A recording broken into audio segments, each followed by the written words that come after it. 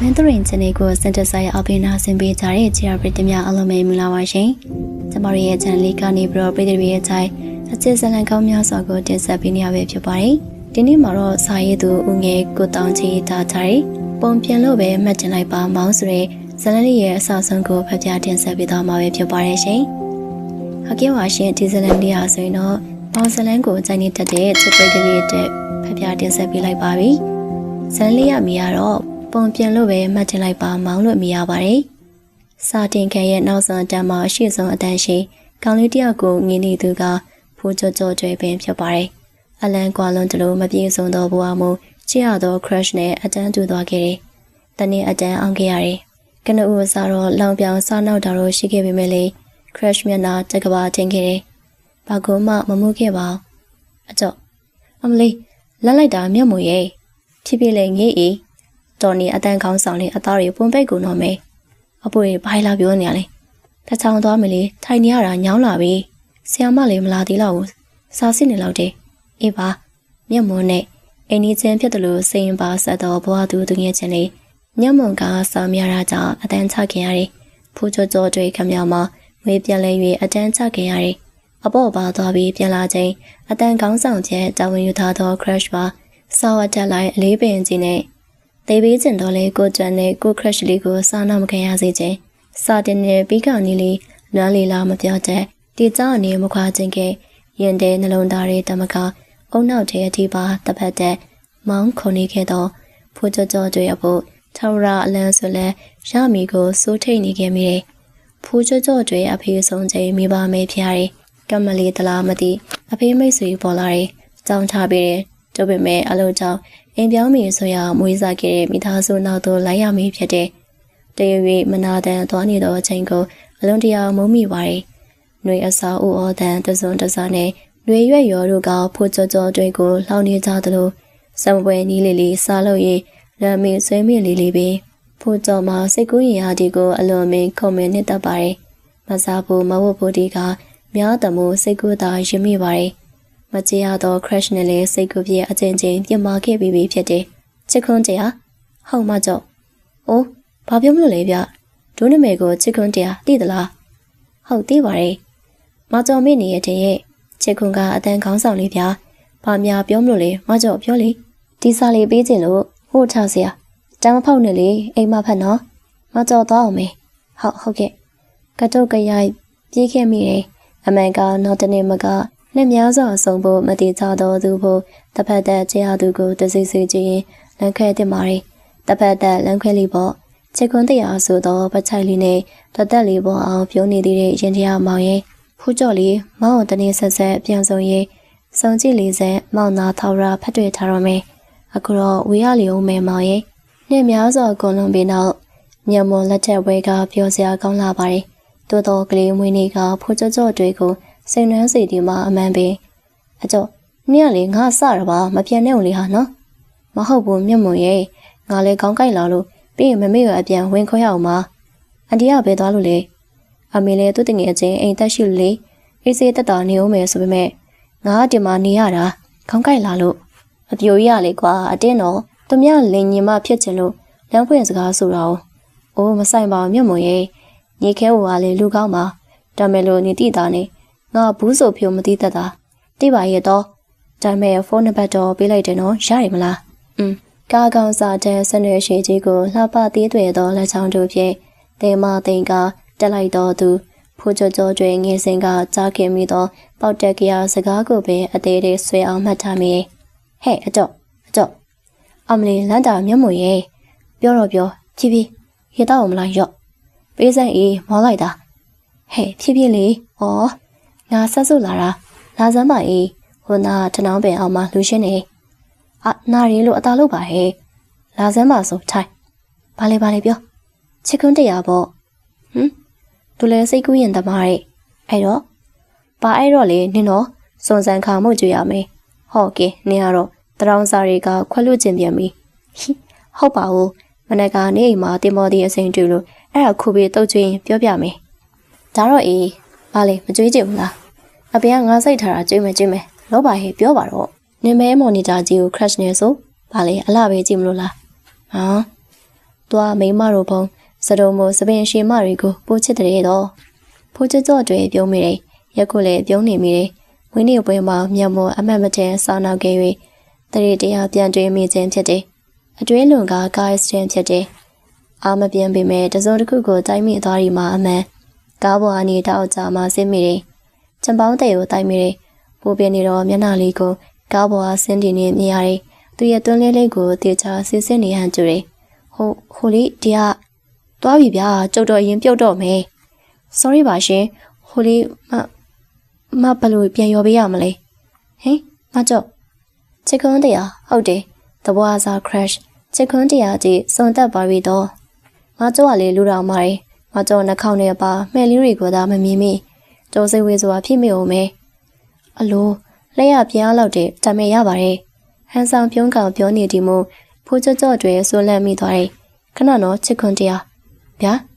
ပတ်စံအိမ်လေးကိုအတော်ကလေးပြေးယိုမိတယ်ဒီမှာဟာနေပါဗျာယူပါချစ်ခွန်းတရား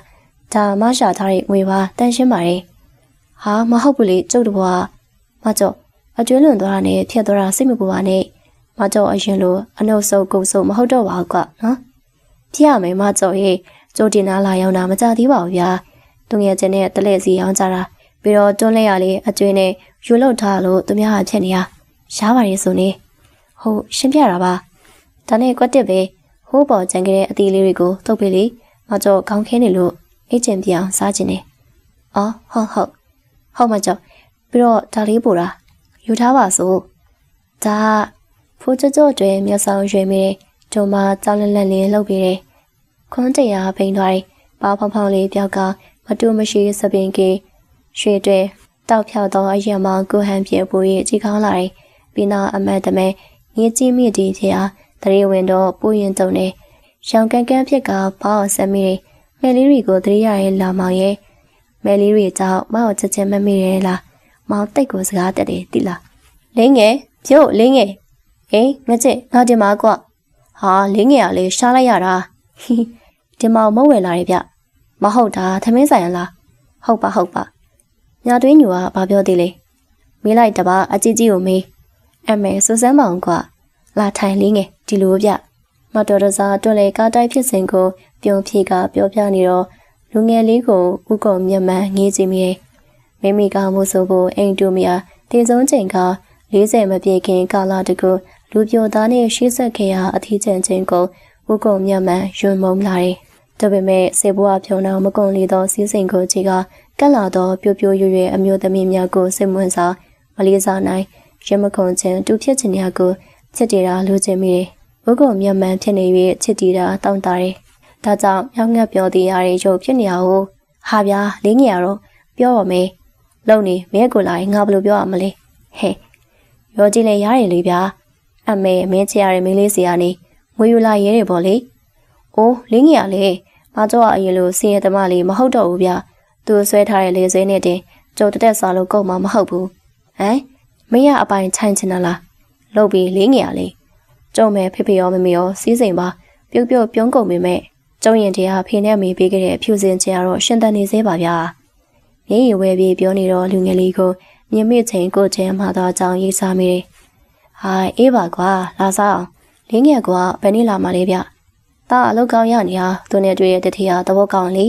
တကယ်လို့တာအဆင်ပြေငါတို့လည်းအလုပ်ပေးဖို့လင်းငယ်ပြောပေးမယ်ဒါကြောင့်တစိမ့်ကောင်းရင်ဆွေမျိုးလိုက်မမီပြောကြတာဖြစ်မယ်လာပါကွာစားစို့အကူလေးမလာဘူးလားမေးတာတွန်းလဲပြမပြီးခင်ရောက်လာရင်အေးရောက်ချင်းစောင့်နေတဲ့အချိန်မြင်ချင်းအပြည့်ပြုတ်မိတယ်လို့ဖြစ်မှာဆိုလို့ပါတာစိတ်တဘောပြည့်သွားတယ်ပုံမနေစမ်းမနဲ့ဒေါ်လေးမြသွေးကြီးကပြောသေးတယ်မရလေးငယ်တော့ပိုက်ခွေနှမ်းအောင်တော့မဲတဲ့ပြီးတော့ပေါ့လဲမလာဘူးလေဖျားပန်းဝင်မလို့ပေါ်မလာလို့မတင်ရသေးဘူးတဲ့ဟေးဟုတ်တာကြည်စမ်းမိနေတယ်အိမ်မှာစီစွာပန်းတွေပွင့်နေပြီပြောထားမိတာမြသွေးကြီးကစီစွာပန်းကြိုက်လေအမေကျိုးလေကြိုက်ပါတယ်လေးငယ်ဂျာတော့ဟာတော်မလို့လားလေးငယ်ရေမိုးကျတော့မယ်နေလဲတိတ်မပူတော့မိုးအုပ်တာနဲ့ကွက်တစ်ပဲမိုးတော့ရွာတော့မယ်တင်နေရွာကွာဥက္ကုံမြမန့်ကသူစင်ရသားတော့မဖြစ်နိုင်ဖြိုးပွေးတော့အသားရည်ရောင်ခန့်ညာချုံမောတော့ရုပ်ရည်တို့နဲ့ရင်ကျက်တည်ငြိမ်တော့စိတ်နေစိတ်ထားတို့ကဖုံဖိထားပြီးများချင်းဥက္ကုံမြမန့်တွင်ဘယ်နည်းများစွာရှိနေမှသေးချာပဲညတွေ ရှင်။အိုးဟိုညသွေးရင်ငိုနေသလားဘာများဖြစ်လို့လဲ။ဟင်အကိုကိုပြောလေခွေရော့ဒါလေးကညသွေးရဲ့အတွက်အခုပဲစီစွာဘန်းခိုင်တွေချိုးလာတာကျေးဇူးပါရှင်နေဦးညသွေးဘာလို့ငိုနေတယ်လဲအဲ့ဒါလေးအရင်ပြောထားခဲ့အောင်ဘာရင်မဟုတ်ပါဘူးဥက္ကုံမြမန်းဘာမဟုတ်ရမှာလဲကွယ်ဘာချက်ကမြေးစီချောင်းကဘာချက်မှာခြိုက်ဖြစ်လို့ချောင်းဝင်နေတော့မယ်ပို့ပြီးညသွေးအကိုကုညင်နေတာဆိုရင်ပြောနော်ဟုတ်ပါညသွေးရင်လှလို့နေငယ်စဉ်ကလေးကဆင်းရဲတမလေးဖြစ်ပေမဲ့မိဘတွေရဲ့အတွေ့အကြုံရုံရလာကြောင်းတင်နေလှရီရင်နေအင်ဒရီတိတ်ခါရှိနဲ့ဒါလေးမာလေးပြေဘွားကြီးဆက်နေသူပန်းရောရေပုံနဲ့စိန်ထားတဲ့ခဏနေမှဖျားပန်းတင်တော့မယ်ကောင်းပါရဲ့မြသွေးတားငွေလူရဲဆိုလို့ဒီတစ်ခေါက်တော့အတော်များတယ်လက်ထဲမှာလေးဈေးရင်းနေရတော့ဘာမှမချမ်းရောင်းဖို့ပေါင်းဖို့အားလေအခုနားလေပါပြီကလေးကဒီလောက်လိမ့်ပါလားအခုကမိခင်နဲ့ဝေးနေရတော့သူလည်းမသက်တာမှလမ်းတောင်းတာထင်ရဲ့ဒါကြောင့်မြသွေးအတိဆုံးပါ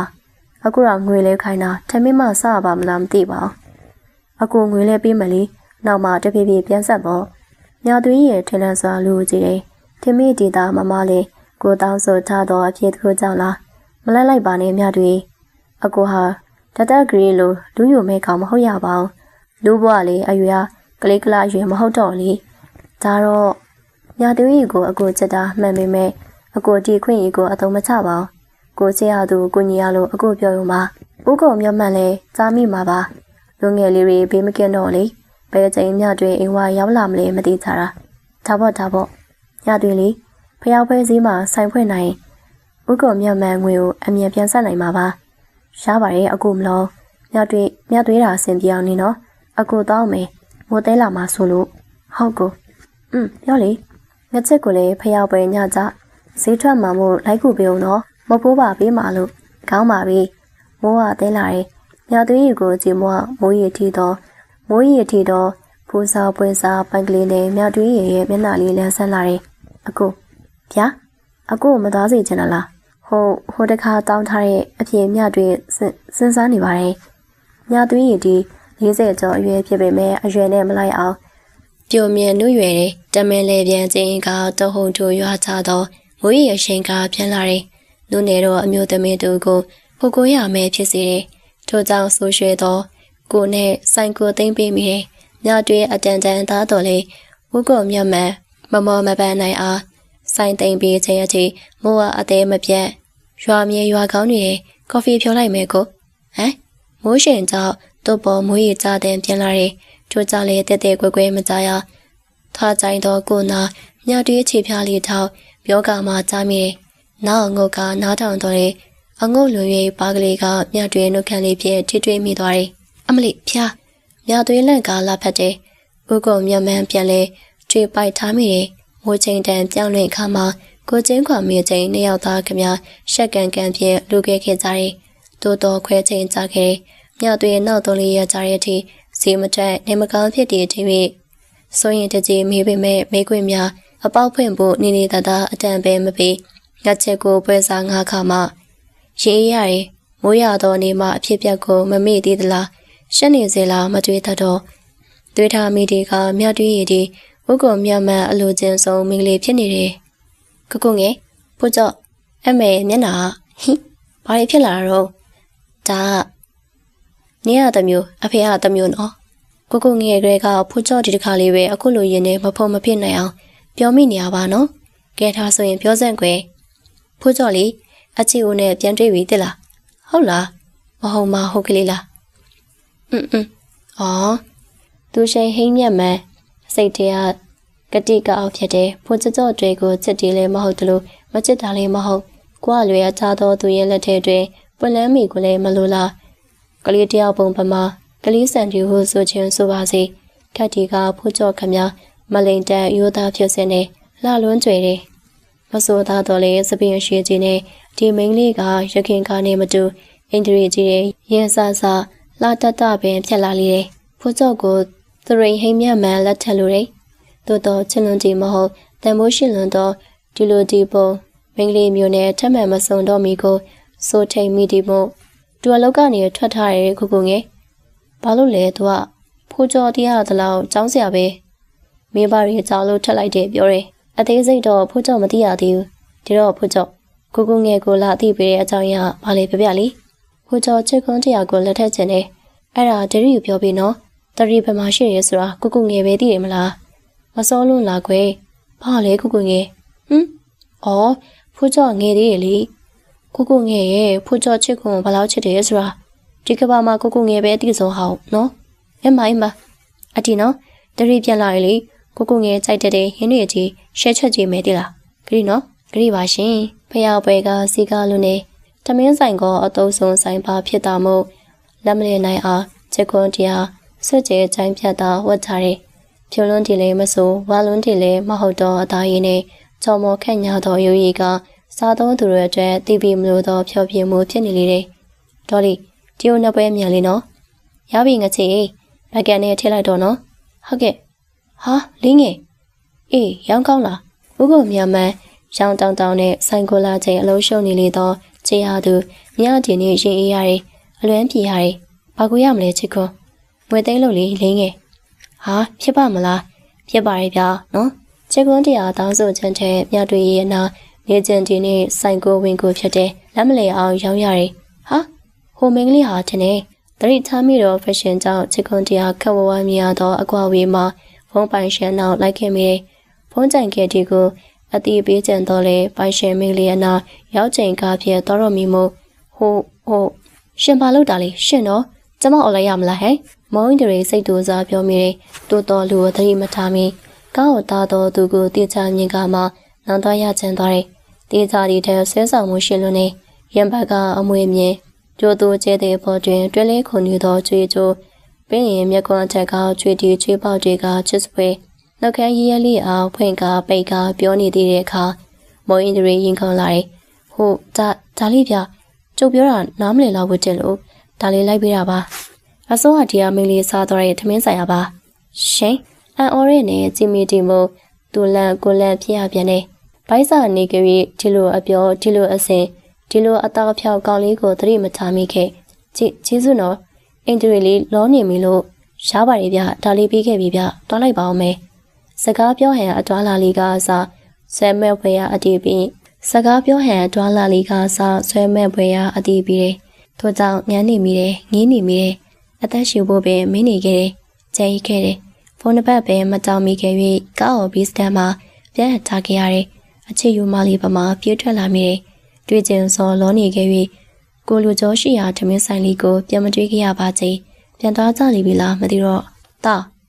ဒရီနေကောင်းရနော်ကောင်းတာပေါ့ကွာအထူးတဆန်းပါလားဒရီတိတ်ပြောတယ်ဒရီကိုတပွားလုံးမုံသွားလောက်ပြီးထင်ထားတာမာမီရှိတော့ကဒရီပြုတ်ခဲ့တဲ့အမားတွေကိုတားကိုတင်မမေ့သေးဘူးဒရီအုတ်ကုံမျက်မှန်မျက်နှာညှိုးငယ်ရပြန်တယ်ကိုပြင်းနေကိုပင်တားသူတွေဟိမ့်မျက်မှန်ကိုဝင်ရချိန်အချစ်ဦးနဲ့ဆုံးခဲ့ရတယ်ယောဂချမ်းပြီးတော့ခြေအားသူနဲ့မကြတော့အချိန်တစ်ခုများဖောက်ပြမိခဲ့တယ်အကျဉ်းနောက်လိုက်၍ရိုးမိုက်ခဲ့မိတယ်တားမွေးပွားပြီးချိန်ပုံအော်ထားသောငွေကြေးပိုင်းကဘူးပေါ်သူတို့ပေါ်လာခဲ့တယ်တားလူမှန်တည်တတ်စားရွယ်မှာပင်အချစ်ဦးဆုံးပါသွားခဲ့တယ်မိမပီတာလွန်းတူလီမုံစကန်မလက်ရှင်ခုန်ခဲ့ရတဲ့ချစ်ကြိုက်မှုမစတေးခဲ့ရသောအိမ်တော်တဲ့ဘဝကိုမေးဖြောက်ထားခဲ့မိတယ်ကလေးရှိတွင်အချိန်စိတ်လာသောရံပွဲတွေဖြင့်အချိန်ကုန်ဆုံးမိခဲ့လာတယ်ချစ်ရသူသည်တော့အိမ်တူစနီကိုပိုးရဲ့ပင်မြင်ပင်ကက်ခဲ့မိတယ်မမီအကြောင်းအတွဲလို့နေပြန်ပြီလားအေးအော်အေးပြန်တွေ့ကြည့်တော့အဖေမလွတ်ပါဘူးအခုသားလေးချစ်သက်လာတော့အဖေကိုချင်းစာမိပါတယ်ဒါကြောင့်လေရွှင်ပါသောမြဝဲအိမ်တို့ဖြင့်ကြည်နေတော့တဲ့သူရိဟိန်မျက်မှန်ပြောဖို့ပိုရအားတက်လာမိတယ်ဒရီအဖြစ်တွေကိုရှော့ပေးမယ်တခုပဲတော့အကူညီပေးပါဟေးဘာများလဲသားရဲ့မဟုတ်မှလွေရောဒရီချွေးမလိုက်ရှာပေးရမလားဒါတော့စိတ်ချမဟုတ်ဘူးဒရီတွေ့ထားပြီဟာဘိုင်နာပေါ့ဒါဖူးကြော့တွေလေးကိုအပိုင်လိုချင်တဲ့ဒရီဘာလို့လဲဒရီသားနဲ့ဖူးကြော့ဟာမောင်နှမရင်းတွေမဟုတ်မဲအကုန်သိနေကြတာပဲလေဘာမှအကျွေးမလွဲပါနဲ့သားရဲ့ဘာပြောချင်တာလဲဒရီယာအော်ဒရီပြောချင်တာသားလူရွေးမှန်တယ်ဆိုချင်တာတမင်းကိုလက်ထက်ချင်တယ်ဆိုတော့ဖိတ်ချင်းဖိတ်ကိုယ်အိတ်တယ်ပြန်ဖိတ်ဘာလို့မိုက်လဲဒရီယာလောက်ပြီမျက်နှာကြီးရလေးကွာဒါနဲ့နေပါဦးဒရီယာဘာကူညီရမှာလဲတာစီဘွားကြီးရလေဒရီယာသုံးစာမကများနေရဲ့ငွေကြီးတော့မဖြစ်နိုင်ဖူးကြော့မှာကောင်းလေးရှိရသေးတယ်တာဖူးကြော့မဆုံးရှုံးချင်မှုရဲ့ဖြစ်စရာပါမယ်တခုပဲစလာပြီဒရီယာတော့ ဒရီအချင်းနဲ့ပြန်တွေ့နေရအဲ့ဒါလေးမိမယူချင်းယူဖို့တယ်ဒါမဲ့အချင်းချုံမဲ့လုံနော်တောက်မျက်နှာပြည့်စီချင်းဒါတော့စိတ်ချသားရင်နော်ကျေးဇူးပါသားရင်မလိုပါဘူးဒရီယာတောက်ပြောထားတာလေးစီစဉ်ပေးဦးနော်ဒရီစီစဉ်ပေးရနဲ့ဒရီတောက်အသေးချပြောပါမယ်စိတ်သားချကောင်းမြတ်မယ်ဟင်မပါလေမင်းငါ့တော့ဝေမထိုင်ခိုင်းချင်တော့လားမဟုတ်ပါမမရဲ့မမပြေးပါထွက်နေတဲ့တင်နေဟုတ်တယ်သမင်းငယ်ကဒီစီမှာပဲအလူလေးတွေလုံရင်တနေ့လာပြောချင်တယ်လေသူ့တရီကလည်းခွင့်ပြုတော့အော်ဟုတ်ဟုတ်မြတ်မယ်နေနိုင်ပြတော့သူဒီတော့အမကိုယခုချိန်ထိပဲကြောက်စိတ်မပြေနိုင်အောင်ကြောက်တူတုံချင်းစေပင်ဒါထက်သူရင်လေးတောင်းဆိုလို့ပြန်လာလေးပါတယ်ဟောမမတောက်ရောက်မဖြစ်သူကွယ်လွန်ပြီးနောက်မဆောင်းလျှောက်ခဲ့မောင်ရင်တဲ့ရောက်မဖြစ်သူအားပူချစ်ခဲ့လေသူခက်တန်တန်နေရင်စကားမပြောတော့မှကြားခဲ့လေပြီတားနဲ့တမေကိစ္စဘလို့စီစဉ်ထားလေမင်းရဲ့သားကြောင့်မင်းလည်းအသိနော်သူလိုချင်တာမရလို့ကတော့ကောင်းကင်အားတကြမင်းကိုတော့ဒုက္ခပေးမိကောင်းသိပါရဲ့မတားနဲ့တမင်းကိုလက်ထပ်ဖို့ဟိုးရင်ကလေးကရှင်းနေပြီးသားပါမရဲ့ဘာရှင်းနေတာလဲကိုမြတ်မှန်စကားကိုရှင်းပြောစေအော်တမင်းမွေးစားဖို့ပြီးတော့သူငယ်ချင်းတည်င်းစာထားခဲ့ပါတယ်စာဟိုနေ့ကမှပြန်တရိရနဲ့ရှားချသေးတယ်မဒီရောအဆင်ပြေမှာပါမဟိုလေးသိငယ်အော်အေးမတမ်းမြကြီးလေးဒေါ်တီမတော့ညင်လို့စစ်စစ်အတန်ပိုင်ရှင်ကလေးကိုမော်ဂျီမတောက်ချင်းစိတ်တဖွာဖွာဖြစ်လာတယ်။သွားဘာလို့လဲကုံမြတ်မယ်။နမယာချစ်ခွန်းနဲ့ချစ်ခွန်းနာမည်ရပါတယ်။ချစ်ခွန်းတရားပါလေးငယ်။အေးဟုတ်ပြီမ။သူကအရင်အလုံးမှာ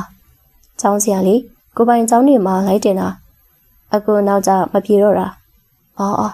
ဒေါ်တီမကျော်ကတခုလဲလက်လက်နေတော့လုံတာကပြပါရှိအတောက်ဖြာလှုပ်ခက်ကြော်ရီကြောင့်မတော်လှုပ်ခဲ့သည်မြဒီကောင်လေးနဲ့မှရင်ပုံလိုက်နွေးလာတယ်။အခုအချက်မောင်ရောင်းနေအတုပ်လေးတွေရောင်းနေအဆက်အဟန်လက်စိတ်ကတော့အတော်ပြင်းနေကောင်အဲ့လောက်လည်းမဟုတ်ပါလေးငယ်ရလေးငယ်မင်းနဲ့မင်းတင်နေခောက်ဆဲကြမယ်ဆိုဟုတ်လေးငယ်အရန်တက်မှာပဲဗျလေးလေစားလဲနီးပြီဆိုတော့ပြင်လိုက်တော့မေးဗျလှုပ်လိုက်တော့မစားတော့နော်ဥပုံမြန်မာမကိုကြောက်ရသလောက်မမျက်ဝန်းအကြည့်တွေကိုလည်းသိရတယ်လူတယောက်ကိုချစ်ခင်နဲ့သူတကာနဲ့မတူသလိုမုံမင်းလည်းအတွေ့အသားကိုပဲမုံအင်တရီဟုပေးခဲ့ရကြည့်တန်ရှင်းနဲ့မအတော်လေးရကောင်းတယ်တကယ်နော်တွေ့ကြရမကြိုက်တဲ့မပါဇက်သားအကြိုက်တွေ့စီမင်းတည်းရဲ့အတိုင်းဟောခေါ်သွားပါဗျာအိမ်မှာချက်ပြုတ်ခိုင်းစားလေးတင်တက်တော့အန်ကိုက်ပဲအင်ကလာတော့ရင်တော့ခလိုမစီအသားတကြီးထည့်ပေးမှာမဟုတ်ဘူးအမေပြောရလိုက်တာဟုတ်တယ်မအခုကချဲ့ရသူပေါ်လာလို့တာတော်စမ်းမှာမင်းဟာတနာယူရနဲ့အတင်းလာတယ်တော်တယ်မကျော်အင်ဒရီမတိန်နိုင်ပဲထလာမိတယ်ကောင်းလေးခမအပြုံးလေးချိုးသလိုအပြော်လေးအေးမြတယ်ရင်တဲ့အကြော်တွေစိတ်ဝင်မတက်ပြောတတ်တယ်လက်ရဆိုဒီမှာပြုံးပြတတ်အောင်ကောင်းလို့နေစိုင်းပြတောင်ဒီလက်ရကိုမိမဟုတ်နာတုတရာလားခေါ်သွားမေးခေါ်စီဗျာမဟိုကိစ္စမကန့်ကွက်ဘူးနော်မင်းဘာသာဘယ်ကဟာပဲကောက်ယူဟဲ့ကျေးဇူးဗျာငါချက်လိုက်သွားဒါလေးငယ်ရဲ့အမရဲ့ဟောဒီမကလေသူကောင်းကြရနတ်တွေအောင်လိုက်မမီဘူးဟုတ်ကဲ့လေးငယ်ဒီလိုစကားနားထောင်တတ်သေးတယ်တက်လုံးမကြည့်ခဲ့တော့ရခမအိမ်တို့သွားရင်လက်နဲ့တခွရလိပြီတော်တယ်မကျော်ဆိုလေခဲဝဖြစ်သူရောရခမကြီးပါနှိမ်လွန်ခဲ့သည်များဒီကောင်လေးဖြင့်ပြန်မဲ့ယူရမယ်ပြန်ဆိုထားတော့ပိုင်ဆိုင်မှုတွေရခဲ့လေဒီကောင်လေးအစမ်းတီနတ်တမြစမ်းတီသာမဲ့ယူရမှတပါအချမရှိချစ်ခွန်ခမည်းတီလေးဒီမှာချက်တလို့ငါရောက်ခမအိမ်မှာချက်ပေးနိုင်မလားလက်ရကတထရရနော်အရသာပိုရှိလေးခေါင်းလေးပဲလိုအပ်တာရဲ့အကုန်သာဆိုရင်ပိုကောင်းအောင်ချက်နိုင်ပါသေးရဲ့ဒီလေးโอเคနှစ်တထောင်ကြောက်ထုနှလုံးသားတွေကိုဖြိုဖျက်နိုင်ရင်မင်းတောင်းတာအကုန်ရစေရမယ်ခမကလေးမြရဲ့တစ်ချက်ငင်းခုံမှုကပူရည်ပြင်းလာတယ်မြန်မာလူမျိုးများမြန်မာစာကိုငင်းခုံနေတီကအပြစ်မဟုတ်တို့တော်စာလုံးစင်အခန်းလေးကိုရွှေမြောက်နိုင်အောင်ဒီနေ့က3ရက်မြောက်နေမကျမ်းမမာဖြင့်အေးရတဲ့လေလျောင်းနေသောအင်ဂျီရှင်အဖွားကအေးရမှထလာတယ်အမေပေးခဲ့သောချက်ပြုတ်ခြင်းအနုပြားမွေကပိုးရဲ့အတုံးဝင်လာတယ်ဟိုလေကလေးတို့မိဖို့ချောင်းထဲမှာထွက်လာကဆရာစိတ်ဝင်လာဒီကိုချက်ကုံမကြားနိုင်ခဲ့ပါလေဟိုလေကလေးတို့ပညာဆွေရဲ့စာလုံးလေးကိုပါငတ်တက်ပင်ညရေးချညာလို့ပေါင်းနေခွဲပညာလို့ဖက်ရတယ်မြင်လာငယ်လေးငါပြောသားအခုဒီဦးချစ်ပြောသလိုဆရာမတင်လိုက်တာပါဆိုနေရတကားတော်တက်ပြနေဟောက်ရင်နေတေချာပြောပြလေ နေပါဦးချက်ဒါလေးရောဘေးဟာလေးလေငယ်လေးအော်ဒီဟာလားသူ့ကြမြစ်တာလို့ဖတ်တာငယ်လေးမြစ်တာမဟုတ်ဘူးလေအကြီးလေးရာရစ်တာမပါဘူးမြစ်တာဟုတ်တယ်အော်မိနေရဦးချက်ဟင်းချအောင်ပဲလာရှာရှည်မိနေရနောက်ဆိုမသိရရှင်လာမင်းနော်ကလေးတို့ဦးချက်တိတာဆိုပြောပြပေးမယ်ပြောင်းလဲတာကြံခဲ့သောကလေးတွေကိုလုတ်ကိုပြန်လို့ဖို့ချစ်ခွန်းတရားမိဖို့အကြောင်းတို့ဝင်ခဲ့တော့လေဆိုင်တော်အလုပ်ကိုရက်ချင်းနေခဲ့လေသူတို့ဒရီပြန်လာတာကြားပြီမလားငယ်လေးမြင်နေလားအော်စွာဦးချက်တော်ရနော်ဒရီမြန်မာစာဆရာမငါတော့လေတမီးတို့ဦးချက်ကိုတင်ခိုင်းပါလားငယ်လေးဟုတ်တာနော်ဒရီပြောပြီးလေနော်ဦးချက်ကဒရီယာပြောပြီးညင်းမှာမဟုတ်ဘူးအေးပါကွယ်လောလောဆယ်ဘိုက်စာလာတယ်ဒရီဝတ်စာလေးအောင်မယ်ပြီးရင်ဆင်းလာမယ်ဦးအုတ်ကလေးခန့်ပြောမိတယ်ချစ်ကွန်းတရားဆိုတော့လူငယ်ကအကျော်ပင်အဖိုးတန်နေနောက်ကစားတော့မြင်ပင်ကမ်းမိခဲ့ဒီမှာအမှန်ပင်ကဲမဖြစ်သူကြောင့်အကျွန်းလဲခဲ့ရတော့လေအစားမဲ့တော်အမေကိုဟင်တစ်ခွက်ဖြင့်အပီအပြင်ချုပ်ခဲ့သူအတောက်စားကင်းတလို့မိမရှိုးရှင်ပါကင်းလေတော့တကောင်ကျွတ်လူငယ်လေးအပြေကင်း၍အချမ်းသောမြဝင်းအကြည့်တွေကတိမ်ငယ်မှုကိုစိုးစီများမရှိပဲလောကဒဏ်ကိုရင်ဆိုင်ဖို့အသင်ဖြစ်နေတယ်လို့ပင်ဟယ်လိုအန်ကယ်ကြီးတမင်းကိုဖုန်းခေါ်ထားလို့ဗာများရေးကြည့်လို့လေငလင်ဘေးကစေးလုံးနေတူကိုအနောက်ရှက်ဖြစ်စေပြီလားအေးဟာမဟုတ်တာအင်တွေလုံးနေဟာပမာလေးပါနော်အေးဘာအေးလေအန်ကယ်ကြီးနော်ပြောဘာရေးကြီးရှိရလေအရေးကိစ္စရှင်မဖုန်းဆက်တတာတမင်းသိနေနော်တမင်းတွေအိမ်တော်မပြုတ်သေးဘူးလားဟာဘာလို့လဲတမင်းပြောလို့မဝသေးဘူးဟုတ်လို့လားဟင်တကယ်ရှိရဲ့တမင်းဖက်ကတစ်ဖက်တဲ့အချစ်ပေါ့ဒါမဲ့ရှင်မင်းသားလေးကကိုရောင်ပြပြီးပျောက်သွားလို့လိုက်ရှာနေရညနေအားလားအားရင်တမင်းကအန်ကယ်ကြီးအိမ်နားမယ်လေဝင်ခဲ့ရမလားတငယ်ချင်းတယောက်တော့ပါတယ်ဝင်ခဲ့လေမမေကလည်းသူ့မြေမလေးကိုလွမ်းလို့ရဲဟိုနေ့ကလာတာတမင်းကဘွားအိတ်နေရမလားလာရင်မဟုတ်ကျွင်တော့အန်ကယ်ကြီးသပဲအိုအုတ်ကလင်းထက်ပြုံးမိတယ်မော်အင်တရီကိုတမင်းရင်လို့ချစ်ခင်မိတယ်အမျိုးတမင်းရှိစဉ်ကလေတမင်းလေးပမာချစ်ခဲ့ဒီမို့အောက်တက်ရောက်တဲ့မုံနှင်းငယ်လို့ဖို့ပြောရင်တွေကမိဖို့ကြောင့်တို့လာမိတယ်ချစ်ခွန်းရေဟုတ်ကဲ့ကိုကြီးဟုတ်ပြီအေးဟာမင်းနဲ့မငါလေပိုနှုတ်ပြသွားသလိုပဲအကိုကြီးလို့ခေါ်တာအသိဟန်ကြတာ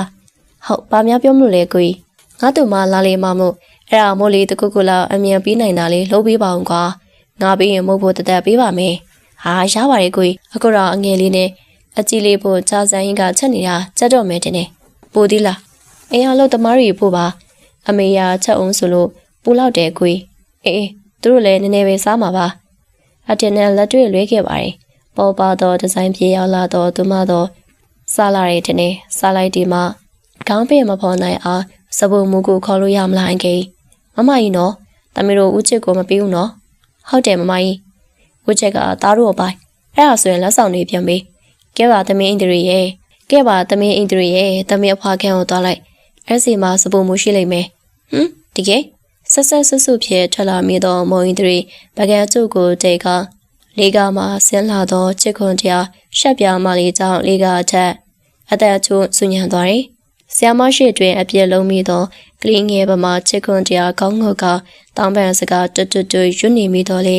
မှုရသောမျက်နှာကလေးလိုပြုံးစစ်စစ်ဖြစ်နေတီကမောင်ဤတရီဒီမှာ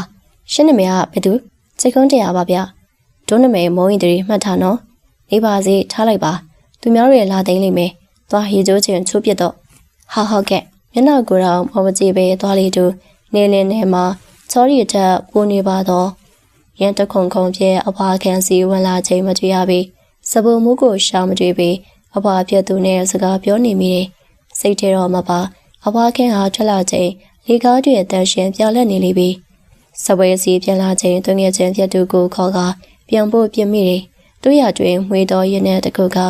မပြန်စေခြင်းဟန်ပုံပေါ်တယ်အထောင်းနဲ့လာလို့သူငယ်ချင်းမကအငှက်တလိုင်းဖြစ်တဲ့စေရောကိုပါဆူရမလို့နှက်ကိုသာမိဖို့ချောင်းဖဲရောက်ချိန်ကိုတဲ့ဦးစွာရောက်နေသူတို့ကအမွားနှစ်ယောက်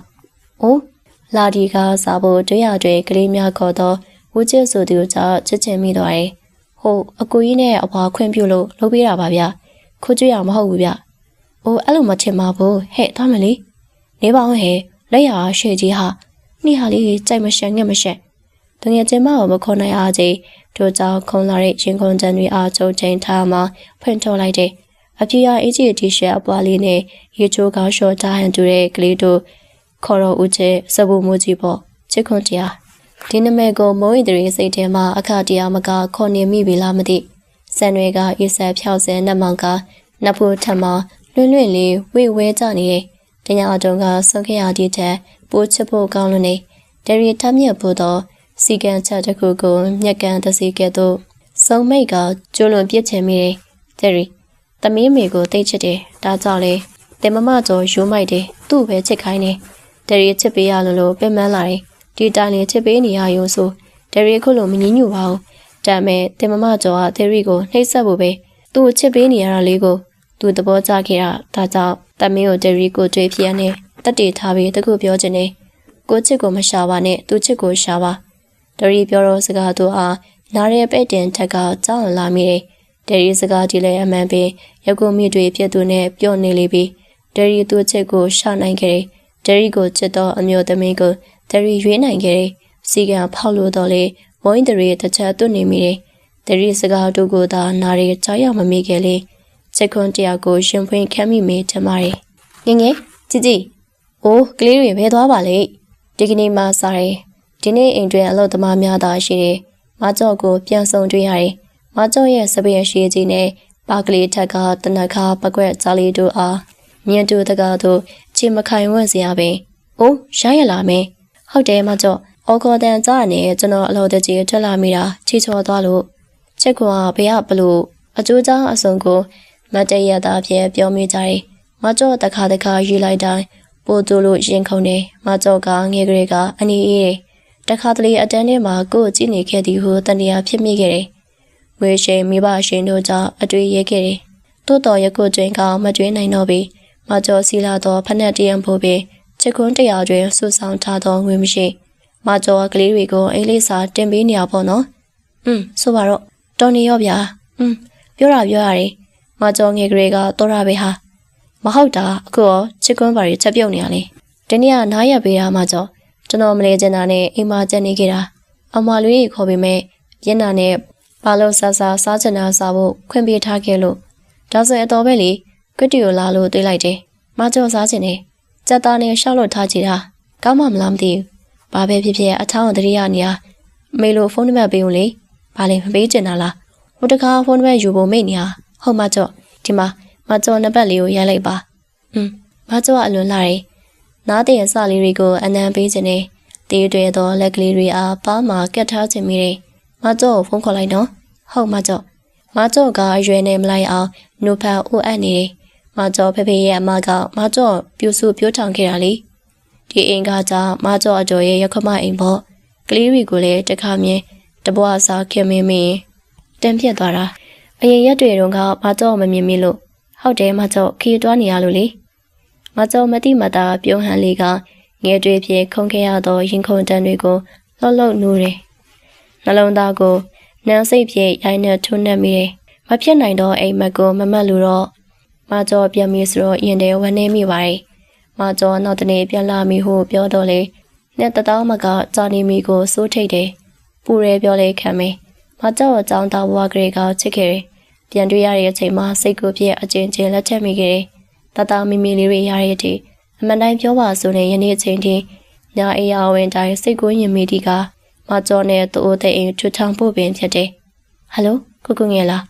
အပြန်ကြဖိုးကျော်ဝင်ခေါ်နော်ကိုငယ်အခုပဲလာခေါ်နေရလေ။အော်ဟုတ်ပြီဖိုးကျော်စောင့်နေမယ်နော်။မကြောအိမ်ပြန်ထွက်နေချိန်ပါဆယ်ဘူးလေးဖြင့်ကိုလက်ရာလေးကိုအပြေလွှားထုတ်ဖို့ကပြီးမိတယ်။မကြောအားပြုံးနေတယ်။အင်းရှိကကောင်းစားတစီဝင်လာတယ်။မကြောတင်ခေါ်သွားတယ်။မကြောရဲ့အပြန်နှုတ်ဆက်အပြုံးတွေကအင်မတန်လှပသလောက်ကားပြလာကြသောတထေးမီရဲ့မြုံဝဲအစီတွေကမိတောက်မတက်ပွေစိုးထိတ်စရာကရစ်တလို့လက်ရကွေးတီကိုပါဆယ်ထုတ်လေးကလန်တနီယာတွင်လွှတ်ပြက်ခဲ့ရချန်သာရေကျဲရာကိုတော့ချစ်ခွန်းတရားမတိနိုင်ခဲ့ပါတော့ချေဖူးကြော့တွေကိုဘွားကိုအဟုတ်ကြီးချက်မှတ်မိခဲ့အချစ်ဦးသို့မဟုတ်တစ်ဖက်သက်ချေရသူအဖြစ်ပါတွေ့တာချစ်ခင်ရသောမောင်းဆိုတဲ့နမ်စကားလုံးပိုင်ရှင်လေးဖြင့်မစော်တွေ့နိုင်တော့ပြီဟုထင်မှတ်မိခဲ့တယ်။ထို့ကြောင့်မွေးစားဖခင်ရဲ့မလွဲတာမရှောင်တာအကြံပြုချက်ကျွေးမိခင်ရဲ့တက်ချက်လို့ရာစတဲ့အမိတို့အပြင်ကိုငယ်ရဲ့ရက်ဆက်သောတကူကောင်းဆန်ခြင်းတို့အောက် ဖူးကြော့တွေဝတ်ကြွားကြာရှုံးခဲ့ရတယ်မင်းဟာဆိတ်ဆက်ထားပြီးတဲ့မိန်းကလေးနော်မင်းဟာငါရဲ့သူတို့သမီးလားဒါဘာတော့ဘောလေမင်းဘာဖြစ်ချင်ရလဲဖူးကြော့တွေသူတို့သားလောင်ကိုပြန်မပြေပြေကားမန်တကားကိုချပြီးလန်တလျှောက်တွေ့တမျှကိုငေးကြည့်မိတယ်ပြီးတစ်ဖက်သောရတန်တွေကိုဥပုခါပြုတ်ထားမိတယ်ဒီလူကိုမချေအကိုတယောက်လိုကြရတော့တန်ရောစင်ထက်စံတစိစားလောင်မြောက်မဖို့ပါလေအိမ်ပြန်ရောက်၍ကားရက်ချင်းကြဲကြဲလလောင်ပေါ်လာတော့တောက်ခေါက်တန်းဆုံးကားပေါ်အားဆင်းမိတယ်မောင်လူချင်းနဲ့ပိုင်းဆိုင်ချင်းနဲ့မောင်မြတ်ဝဲကြီးတွေကတချင်းကနဲ့မတူတော့လေပြီးတန်ရုံစင်လိုင်းကလေးတွေရှက်ပြေးနေတယ်ဖူးကြော့တွေယုံကြည်တယ်မောင်ဖူးကြော့တွေဆိုတော့မိမိကိုတန်ရုံစင်တော့ရှိနေလိမ့်မယ်အိတ်ကန်တဲ့ရောက်ချင်းမှန်တင်ခုံရှိထိုင်မိတယ်အဝတ်မလေးပြက်တီပါထက်ကမိတ်ကလေးနဲ့နှာတန်စင်းစင်းလေးထက်ကမိတ်ကလေးတွေကိုစမ်းကြည့်မိတယ်မောင်ချက်တဲ့ကိုငဲ့ကိုမုံပြစ်ချင်တယ်အိုးတိတ်မုံနေစိတ်တူဖြစ်ထားရဖို့ကျင်းစေပခုံးကိုဖိချလိုက်တော့လက်တစုံကိုငဲ့ဘာရလို့မကြနေရလဲဖူးကြော့ကျောင်းလိုမှန်တဲ့စိုက်ကျင်းနေသူတရင်ဟိမ့်မြတ်မှန်ဖူးကြော့လေးပင်ကိုညာလက်ပြဖိညက်ထားမိတယ်အကျစ်ကြီးပြီးအမျက်ကြီးလေးသလားတော့မဟုတ်ကလေးဆန်လွန်းနေသလားကိုပိုင်ဆိုင်ဖို့တော့အယုတ်ကိုတပားသူလက်ထဲပါမီဆိုမီရလာမသိပါလေဟိုကောင်တရိယာနေရလားဒီလိုဒါမင်းကြက်လို့မင်းလာဆောင်မရက်ကိုမနှက်ပြန်လုပ်ပြမယ်မျက်ရည်ကအလိုလိုစိတ်ကြလာတယ်ကိုငယ်ဖူကြော်မျက်နှာထက်မှမျက်ရည်တို့ကိုကြမ်းကြမ်းတန်တန်ဖဲတုတ်တော်လေမျက်ရည်တို့ကသာကြိုးပေါက်တဲ့နဲ့ဖူကြော်တိတ်ဆန်ဖူကြော်မငိုခြင်းသို့သောပါချန်အနှံတွေတရကြံချွေးနေလေတော်လူကြောင့်မျက်ရည်ကမရက်ဆဲနိုင်အောင်ကြလာတယ်ခန္ဓာကိုယ်တစ်ခုလုံးကကာမဘလူစီ၍အတင်းအဓမ္မပြုတ်ကျင်နေသူဖူးကြော့တွေမုံနေကိုငဲ့ကိုမုံနေတေးရက်တွေမုံမယ်မုံကိုမုံပြစ်မယ်ဒီခန္ဓာဒီပါဒီနှက်ခမ်းဒီလေတန်ကလေးတွေကမောင်နှံဖို့မောင်အတွက်ရင်ဖို့ပင်အတိမခံခဲ့ရလေတော့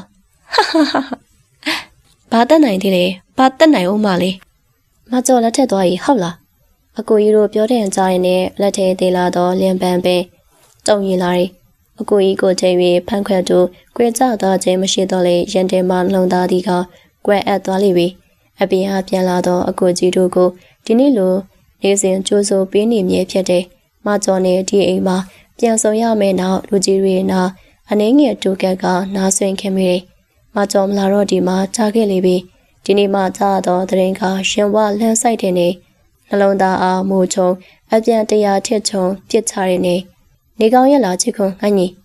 နားကျင်လဲနားလီအကိုကြီးတို့ညကြအပြန်ထွက်စားလိုက်မယ်ဟုတ်ကဲ့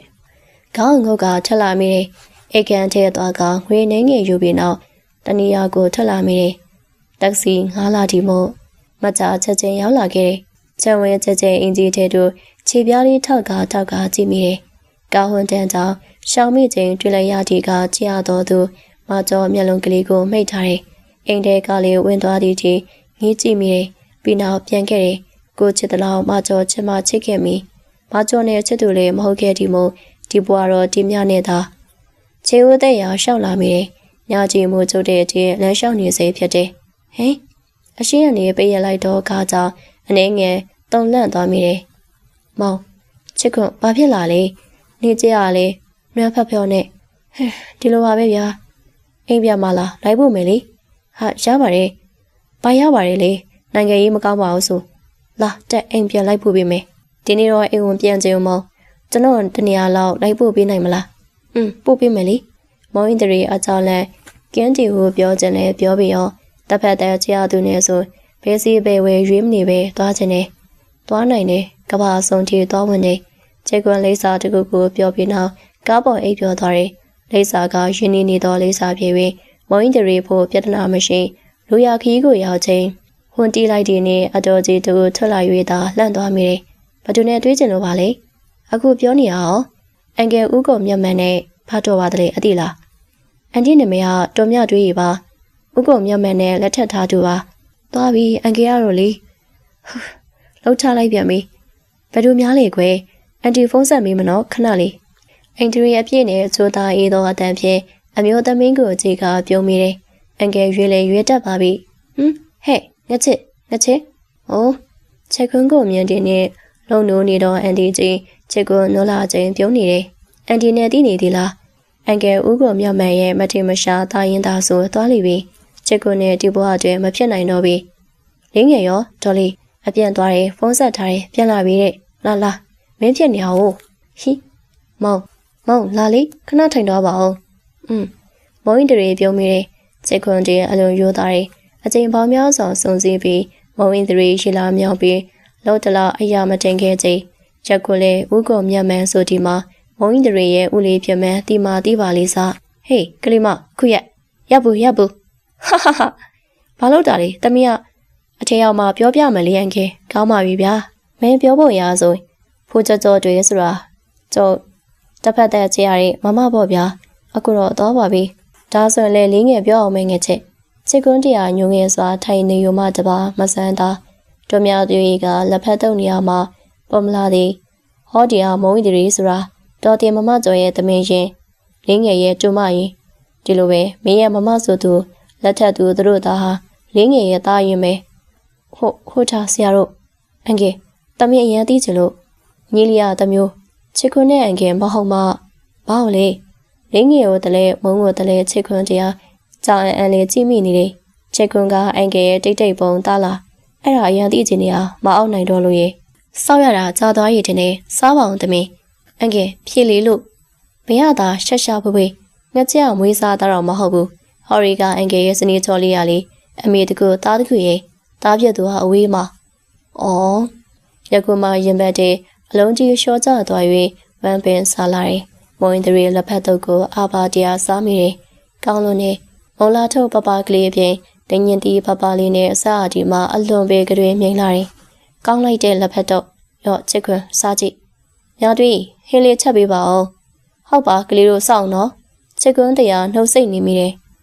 ဆက်ပြောရင်မပြင်းမစော်သည်လင်းငယ်ရဲ့ချွေးမဖြစ်တယ်လို့ဝေးစားသမီးလဲဟုတ်မှန်တယ်တို့ပြန်အတီကကြတီကောင်မကြော်ခင်မွန်းတီကလင်းငယ်ရဲ့တာရင်ဖြစ်နေတယ်ဒီပြင်စိုးတီကမုံဆိုသူပါလင်းငယ်ရဲ့သူမရင်ဖြစ်နေတယ်အဘဲတို့တော့သူကိုအကူညတောင်းအမင်းနေမိဖို့ကြောင့်ဖက်ထလာမိချိန်ဒေါ်လေးကများပြုံးကားစီးကြတယ်တောက်လေးမှာထိုင်ကိုပြက်ကျန်တော့လေစုပ်လဲဆိုစားလေယူဖြစ်နေလိမ့်ပြီအရက်ကိုချိန်နေမိတယ်ဒေါ်လေးကောင်ကိုလာဖို့ချိန်အနှင်းငယ်ပြစ်သားရရတယ်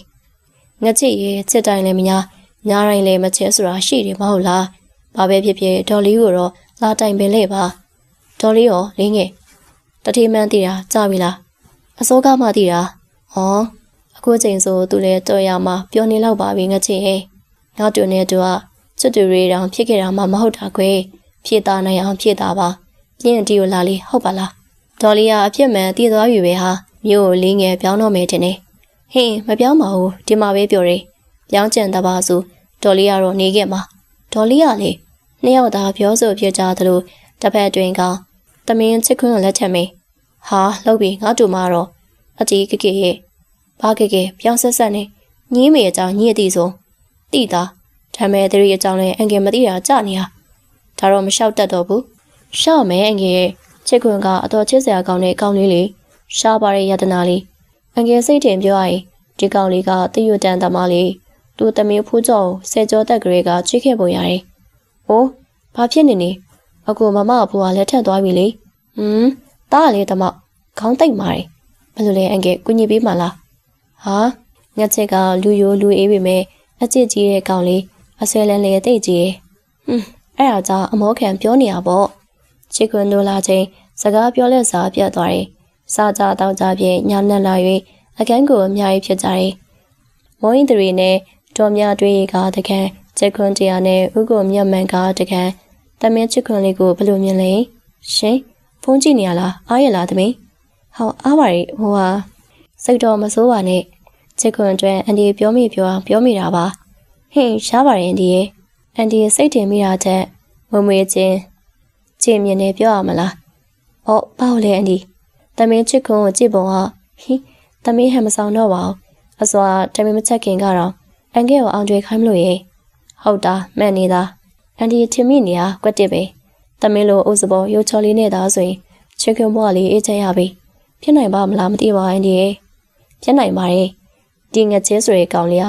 ဘာသားနဲ့ထုထားတာမလို့လေအန်ဒီတကယ်ရအောင်တွေပေးမှလားအနာရှင်တော့တဲ့အောင်တွေပေးချင်တာပါဒါကြောင့်ဖြစ်မယ်ဘာလို့လဲသမီး တို့အန်ဒီကမြင်ကလေးကချစ်မွေးကြီးအိုးကြည့်ဒီကလေးလူကြီးပါအောင်နော်အန်ဒီကလည်းဒီလိုလေးပိုင်းညစ်တာများညှင်းညင်းချင်တာလား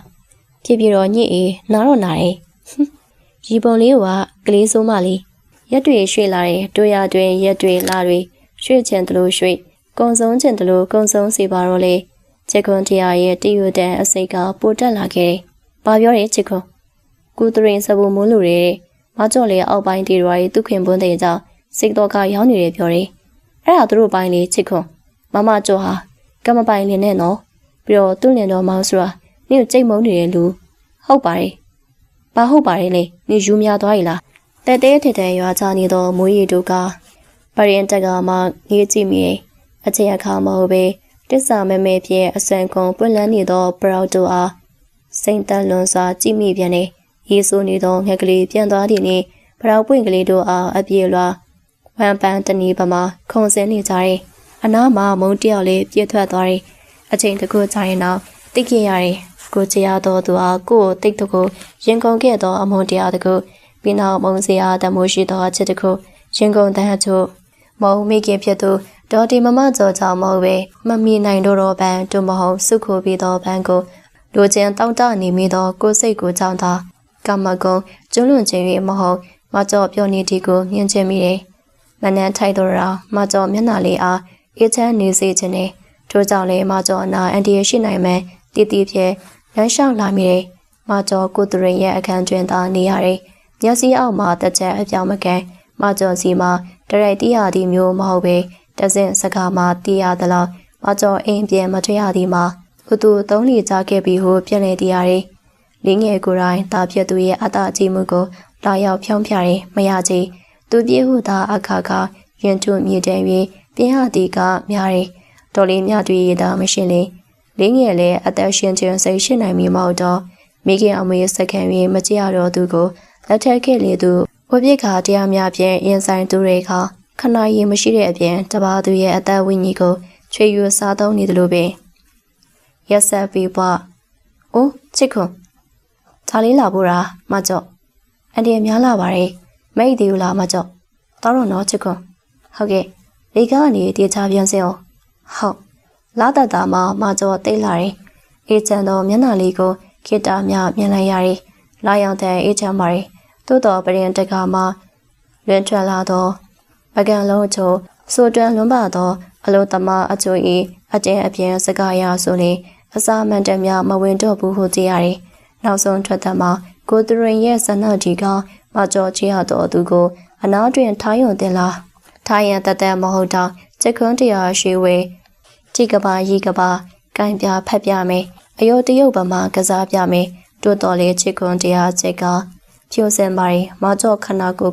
မမော်ဒီမဟုတ်ရုပ်ကောနံပါလိုချင်လွန်းတီလည်းမဟုတ်မကြော်ပြောနေလေချစ်ခွန်းတရားရဲ့ဘဝလေးအေးချမ်းမြေဖြစ်တဲ့မကျော်စာပေးခဲ့ဘူးတဲ့ယခုအချိန်သားဆိုဘဲကြောင်မများပေးစာဟောင်းနွယ်လေးကိုတိတ်တိတ်လေးခိုးဖက်နေမိမသိအဘဲကြောင်ဆိုတော့တရွေတန်းစိတ်ဖြင့်ဒီအိမ်ကိုစပူမိုးတစ်ဖြင့်ဝင်လာပြီးနောက်ဒီနေ့ညကထွက်ခွာတော့မိနေမထွက်ခွာမီအချိန်ကာလကြာရှည်စွာတင်းစီထားခဲ့သောစားခေါက်လေးနဲ့မကျော်စားဖို့တစုံဟင်းလျာကိုပေးပို့ခဲ့ပါတယ်မှန်ပါတယ်တမီလေးဖြင့်အိမ်သားတွေတွင်ရင်ဘက်တဲ့လုံးကြီးထည့်ထားသောစာခောက်ကိုဖတ်ကြည့်မိတယ်ဖူကြောကြောတွင်စာလေးကိုခိုးဖက်နေလေတယ်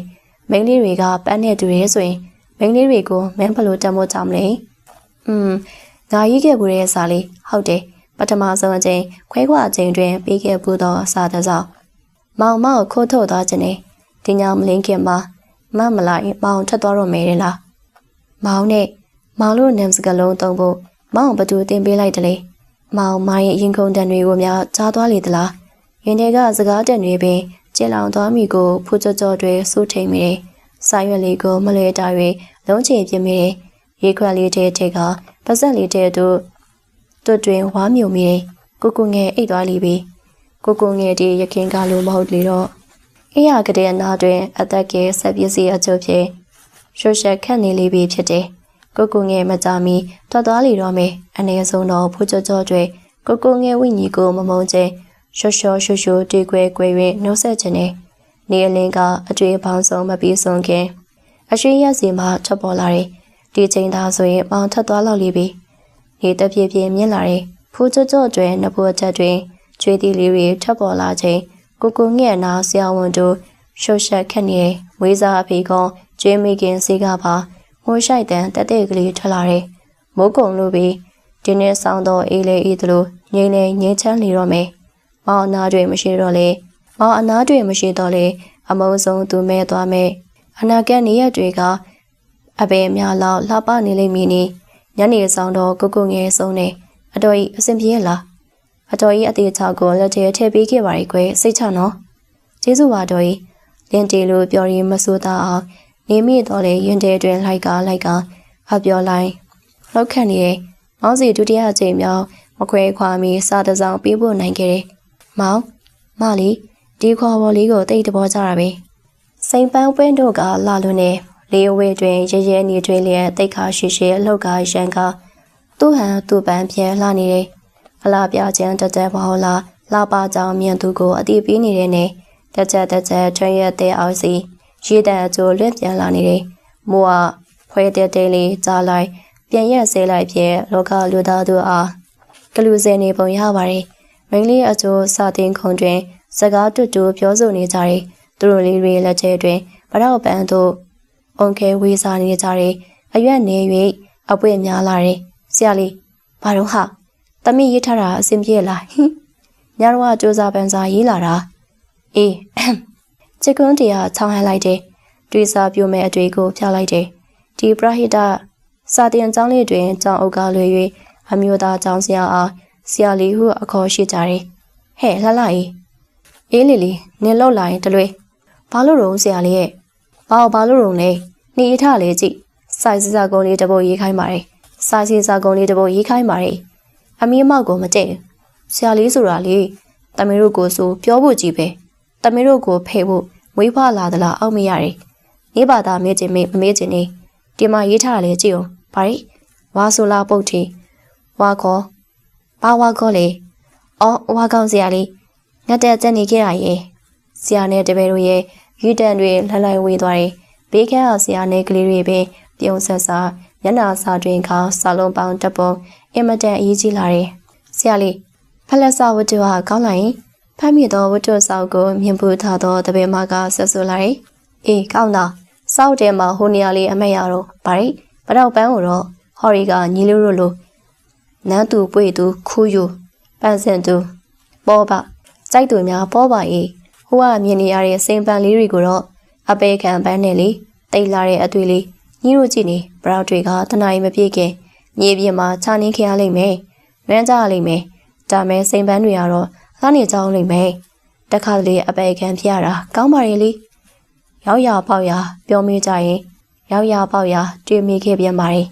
ညနေရောက်ချိန်ကြာစင်တင်နဲ့ကြောင်အကြီးချန်တို့သွားမိတယ်ပြန်တော့မှလားဆရာလေး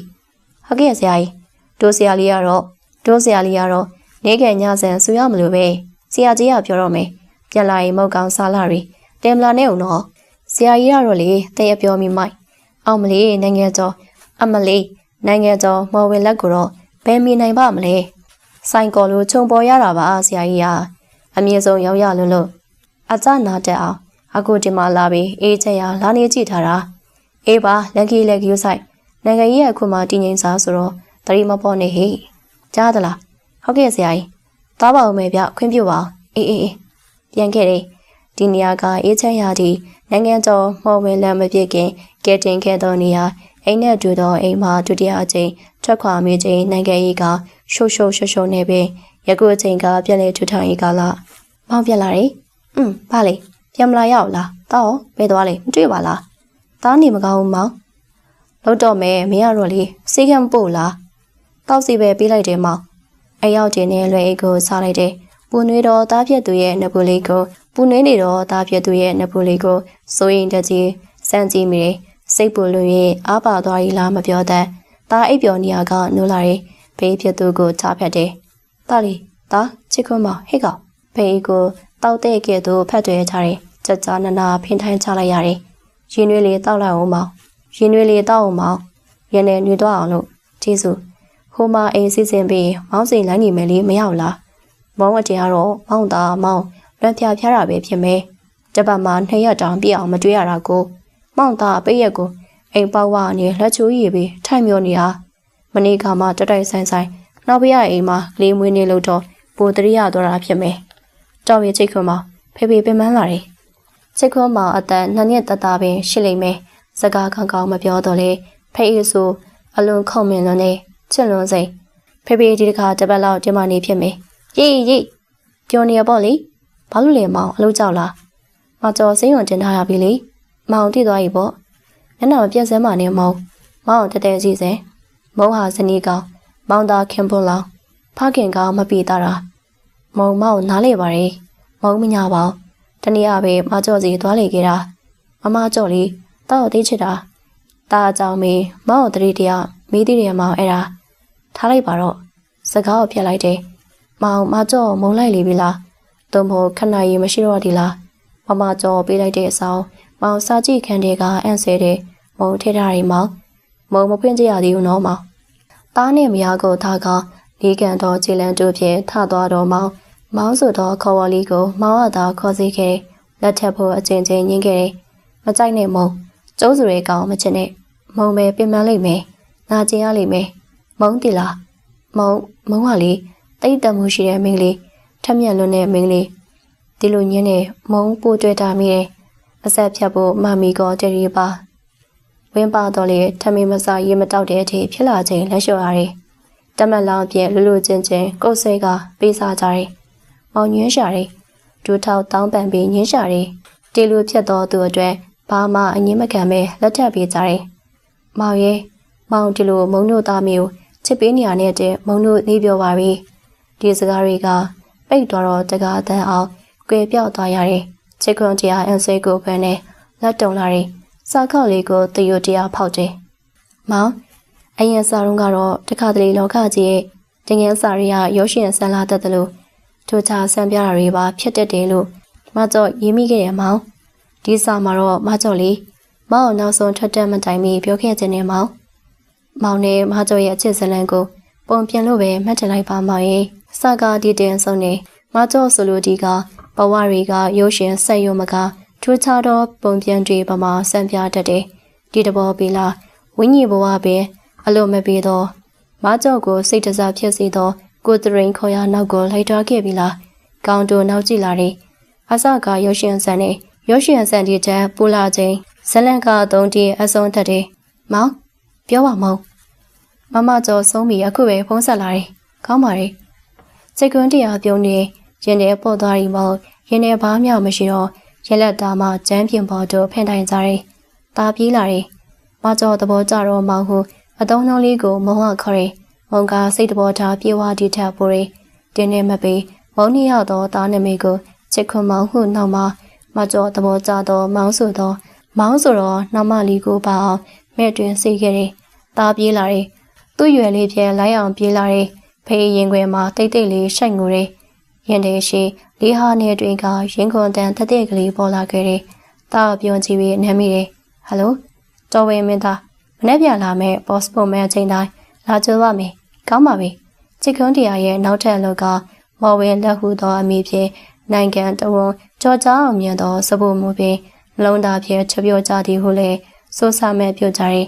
အသေးကွဲပန်းဤဂရီဟင်းလျာဖြင့်တဟုန်ထိုးကြော်ကြားခဲ့သောကျေးဇူးကမကြောကြောင့်ဟုပြောရလိမ့်မလားပင်မောင်မနာတော့ဘူးလားမောင်မီနုအတေးဟင်းလျာတေးရှာမယ်ဟုတ်ပါမောင်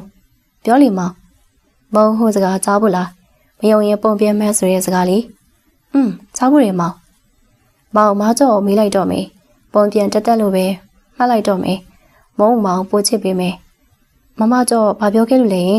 ထူးဆန်းတော်တွေပြောနေပြန်မုံနားရှုမှာစိုးတယ်မောင်ချက်တွေကရောင်ပြန်ဟက်တယ်ပဲပြောရမလားမောင်ပြောလိမ့်မောင်အတင်လုံးမြူပါနဲ့မောင်ရဲ့မောင်လေးမောင်မဲတီဖြစ်စီပြုံးတီဖြစ်စီအစင်ထရာချစ်နေမဲ့တူပါတခုပဲမောင်တားလေးကိုတော့ပူနွေးထွေးပေးပါနော်ဒါတင်မဲလားမောင်မောင်ရှင်မောင်လေးတမလေးတယောက်လောက်ထက်လို့ကျင်တယ်ဖြစ်နိုင်မလားဟုတ်တားလေးပြဲအိတ်သွားပြီအဲ့ရဝင်ဆိုတော့မောင်ဗျာမောင်ကိုကြားသမျှဟာအိမ်မက်ဆိုရင်တော့မုံတိကပါမှာပျော်ဆုံးလူတာဖြစ်ပြီးသီလားစိတ်ကွန်းတရားမော်ဤဂရီရဲ့နပူလီကို တားကိုပွေးပါရင်ဖွားဖွားကလေးနဲ့ခဲ့လိုက်တယ်။မုံတယောက်မြင်းမြောက်ပြောနေမိနေမုံနေရာတွင်ဝေရောက်ခန်းစားကြံသူဒီကဘာမှာမိများရှိနိုင်မိနေမယုံပုံပြမဲ့ဟုတော့မပြောနိုင်သူညတွင်ကမောင်ရင်ခွင်တွင်တရားဝင်အချိတ်ခံခဲ့ရတယ်။မောင်ရဲ့အေးအားတဲ့အချက်တွေက